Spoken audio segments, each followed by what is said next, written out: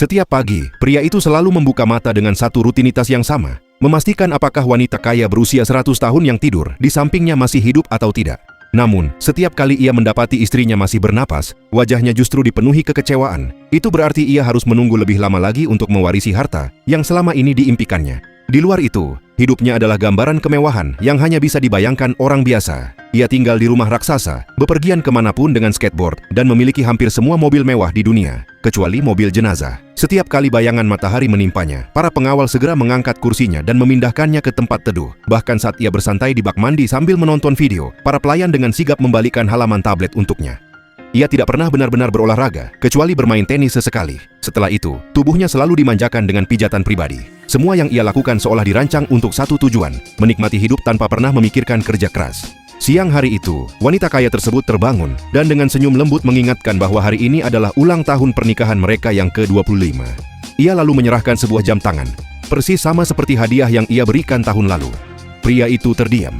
Ia sama sekali lupa akan hari penting tersebut.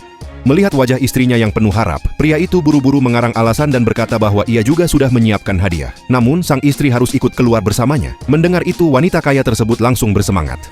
Mereka pun pergi ke sebuah dealer mobil, dan pria itu memilihkan sebuah mobil sport mewah. Wanita itu berpura-pura senang, lalu berkata dengan nada lemah bahwa lututnya sudah tidak sanggup naik mobil serendah itu. Mendengar alasan tersebut, pria itu berpura-pura marah karena hadiahnya seolah ditolak. Wanita itu tampak kebingungan. Ia menyentuh dagunya sejenak, lalu tersenyum dan berkata, "Tidak apa-apa, mobil ini bisa jadi milikmu saja." Rencana pria itu pun berjalan sempurna. Namun, saat hendak membayar, wanita kaya tersebut bertemu dengan seorang sales mobil yang tampan dan humoris. Percakapan mereka tampak akrab, membuat pria itu merasa tidak nyaman, meski ia mengabaikannya. Ketika pria itu mengendarai mobil sport barunya pulang, ia terkejut melihat sebuah mobil sport lain sudah terparkir di depan rumah mereka.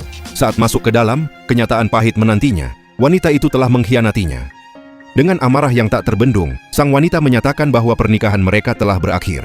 Pria itu dengan percaya diri berkata bahwa meskipun bercerai, ia tetap berhak atas separuh harta istrinya. Namun wanita kaya itu hanya tersenyum tipis. Ia mengingatkan bahwa mereka telah menandatangani perjanjian pranikah sebelum menikah. Artinya, pria itu tidak akan mendapatkan satu sen pun. Tak lama kemudian, ia diusir keluar dari rumah megah yang selama ini ia nikmati. Saat berdiri sendirian di luar gerbang, barulah ia menyadari satu hal. Ternyata menjadi suami seorang wanita kaya tidaklah semenyenangkan yang ia bayangkan.